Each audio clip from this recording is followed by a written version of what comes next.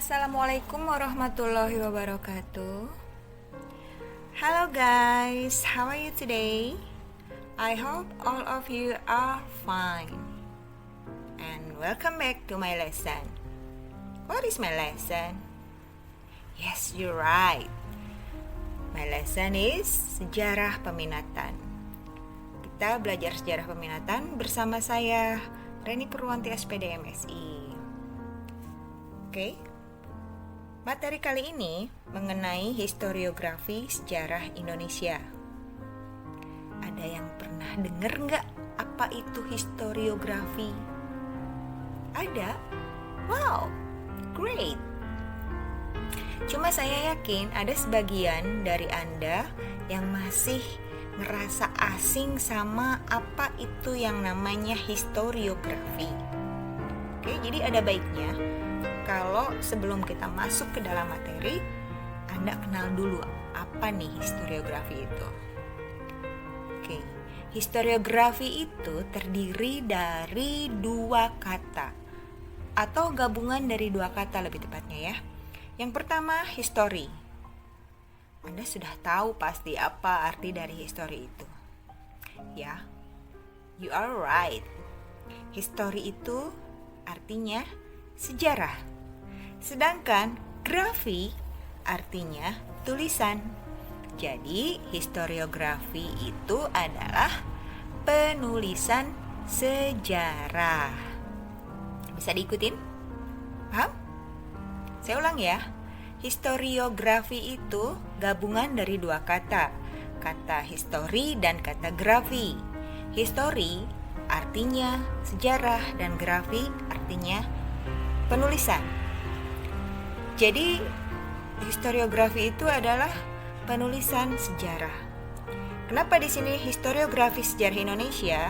Kita dikasih batasan nih yang mau kita bahas hanya tentang sejarah Indonesia, bukan sejarah dunia atau sejarah yang lainnya. Oke. Mulai masuk ya. Dalam ilmu sejarah, penulisan sejarah dikenal dengan istilah historiografi. Yang tadi itu. Historiografi merupakan tahap terakhir dari kegiatan penelitian untuk penulisan sejarah. Menulis kisah sejarah bukanlah sekedar menyusun dan merangkai fakta-fakta hasil penelitian, melainkan juga menyampaikan suatu pikiran melalui interpretasi sejarah berdasarkan fakta hasil penelitian. Jadi, penulisan sejarah itu dibikin setelah para sejarawan melakukan riset ataupun penelitian, melakukan observasi, melakukan analisis kepada hal-hal yang menyangkut tentang sejarah itu. Anda sudah mempelajarinya di semester lalu kan, meneliti terhadap objek sejarah, subjek sejarah, sumber sejarah, kayak begitulah. Nah, hasilnya dituangkan dalam bentuk tulisan dan tulisan itu dinamakan historiografi sejarah. Oke. Ada 3 jenis dari historiografi sejarah Indonesia. Yang pertama, historiografi tradisional. Historiografi tradisional ini meliputi masa kerajaan Hindu-Buddha dan Islam. Jadi saya ulang, historiografi tradisional ini meliputi masa Hindu-Buddha dan Islam. Itu yang pertama. Yang kedua, historiografi kolonial. Dari namanya aja kita udah bisa tahu kalau historiografi kolonial itu meliputi masa kolonialisme, masa penjajahan Belanda atau masa penjajahan lah, kayak begitu ya. Oke. Dan yang ketiga, historiografi modern. Historiografi modern ini dimulai sejak masa kemerdekaan. Butuh pengulangan? Oke, saya ulang. Yang pertama, historiografi tradisional. Historiografi tradisional meliputi masa kerajaan Hindu, Buddha, dan Islam. Yang kedua, historiografi kolonial. Belibet nih ngomongnya. Meliputi masa kolonialisme. Yang ketiga, historiografi modern. Dimulai sejak masa kemerdekaan. Bisa diikutin sampai sini? Oke, kita mulai bahas dari yang pertama. Historiografi tradisional. Kan tadi saya sudah jelaskan kalau historiografi tradisional itu meliputi masa Hindu-Buddha dan Islam. Jadi pada masa itu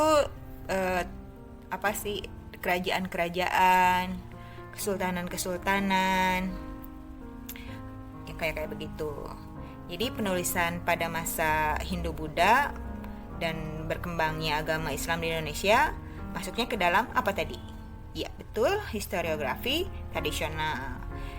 Pada masa ini hanya terbatas meliputi kehidupan kerajaan, keraton, atau kesultanan. Jadi istana sentris, pokoknya segala sesuatu yang mengenai istana dituliskan. Itu disebut historiografi tradisional. Historiografi tradisional ada karakteristiknya nih, guys. Karakteristik tradisional itu, historiografi tradisional ada 5 kurang lebih ya, dipadatkan. Yang pertama, historiografi tradisional ditulis bersifat istana, keraton sentris, atau kesultanan sentris. Jadi seperti yang tadi saya bilang, selalu mengenai tentang istana. Ya, seperti menyanjung-nyanjung raja, keluarganya, kesuksesannya, kayak begitu. Terus yang kedua, historiografi tradisional ditulis bersifat religio magis. Artinya, dalam historiografi tradisional, seorang raja ditulis sebagai manusia yang memiliki kelebihan batiniah. Jadi kayak ada sixth sense gitu loh guys. Rajanya itu memiliki kekuatan gaib gitu loh.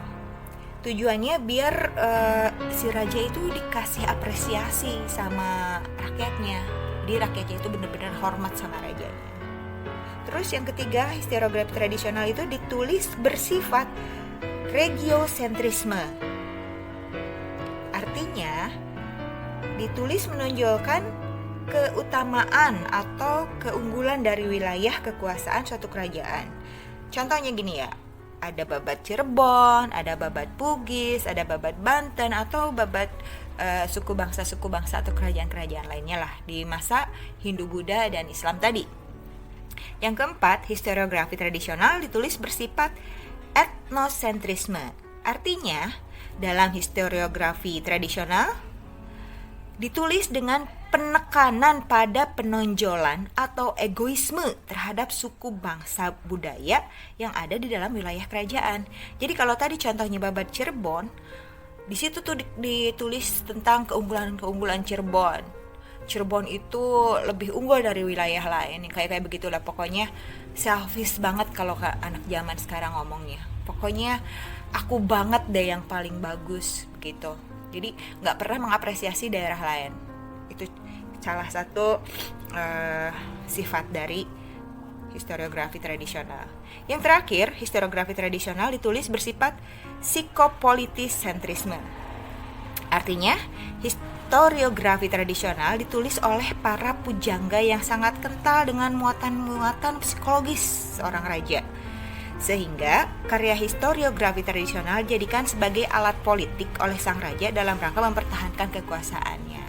Jadi biar raja tetap berkuasa, karena tadi udah dijelasin kan keunggulan-keunggulannya raja itu harus disanjung, raja itu hebat, raja itu punya sixth sense, itu buat mempertahankan kekuasaannya. Itu ciri-ciri atau karakteristik dari historiografi tradisional. Oke, next. Lanjut ke bagian yang kedua, historiografi kolonial. Dari yang tadi saya bilang, kita bisa tahu tuh dari namanya, kalau historiografi kolonial meliputi masa kolonialisme, yaitu pada pemerintahan kolonial berkuasa di Nusantara, yaitu sejak zaman VOC, atau kalau misalnya orang kita nih suka nyebutnya POC, padahal sebetulnya VOC tahun 1600, dan berakhir kekuasaan VOC ini pada tahun 1942 ketika kekuasaan Jepang menduduki Indonesia.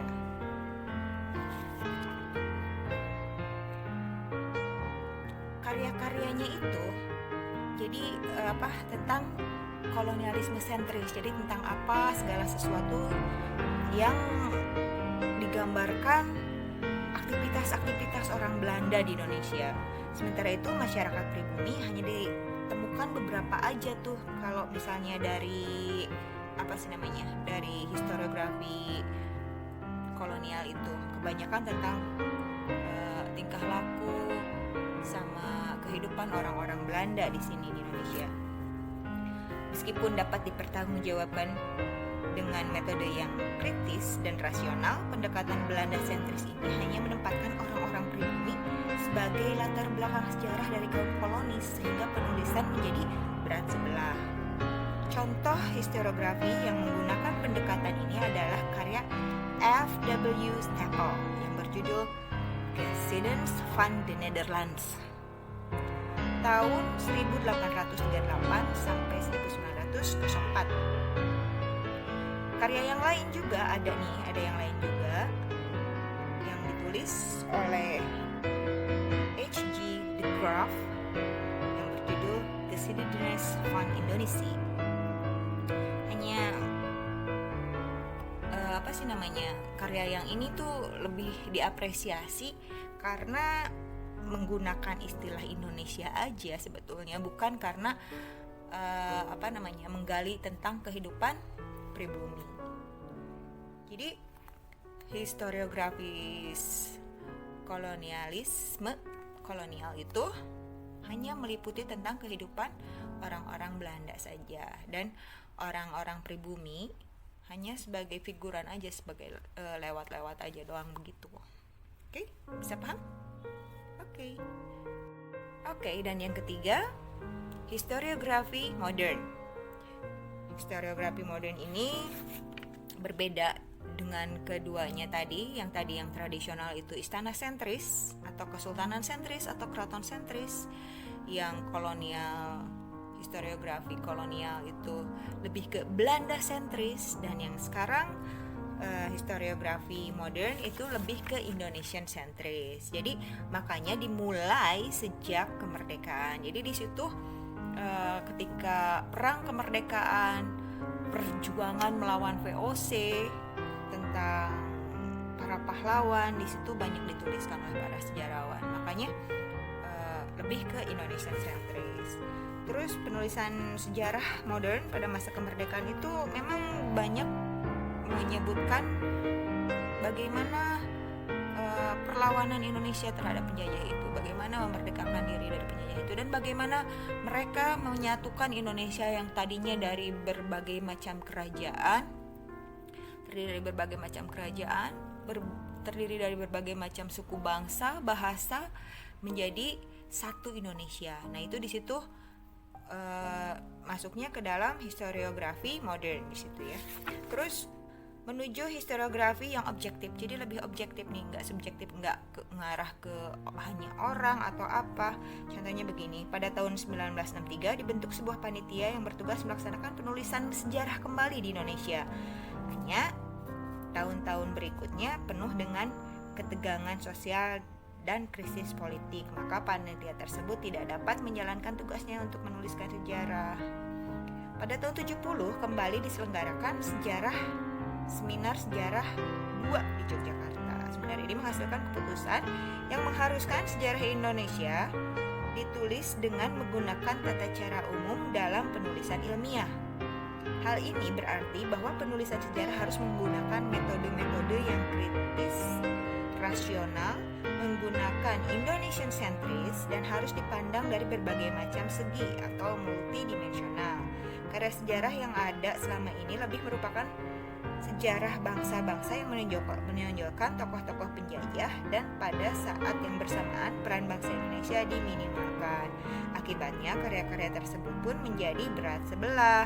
Nah, makanya dalam historiografi modern ini nggak cuma dilihat dari sisi sejarahnya aja guys, bukan dari sisi aspek sejarahnya aja, tapi dari berbagai aspek, dari sosiologis, dari politik, politik, dari dan sebagainya. Jadi pendekatannya itu berbagai dimensi.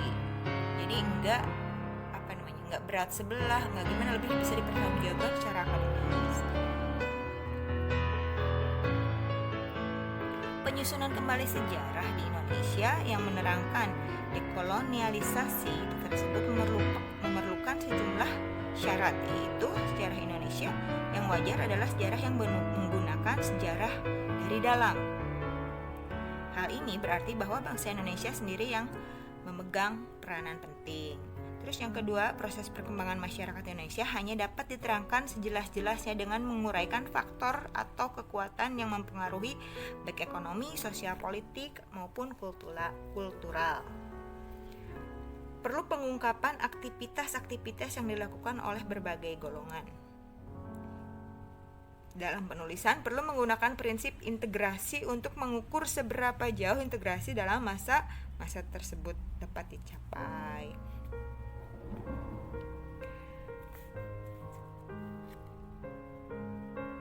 Mulai dari sana guys, sejak historiografi modern, mulai banyak para sejarawan yang menuliskan tentang pemberontakan petani di Banten tahun 1888 oleh Sartono Kartodirojo. Jadi pokoknya udah mulai lebih modern lah pokoknya, seperti yang Anda bisa temuin saat-saat ini. Oke, sampai sini dulu kayaknya. Ada yang finally I have to conclude all of that. Jadi kesimpulannya guys, historiografi sejarah Indonesia mengkaji atau ada 3 jenis ya. Yang satu, historiografi tradisional, meliputi masa Hindu-Buddha dan Islam. Terus artinya itu istana sentris ya, masih tentang seputaran istana. Yang kedua, historiografi kolonial, tentang seputaran kehidupan kolonial, tentang VOC. Dan yang ketiga, historiografi modern dimulai sejak perang kemerdekaan, pada masa-masa kemerdekaan. Okay, I think enough for today. Kita ketemu lagi di pembahasan materi selanjutnya. Okay guys, see you, bye. Hope you enjoy. I hope you enjoy it.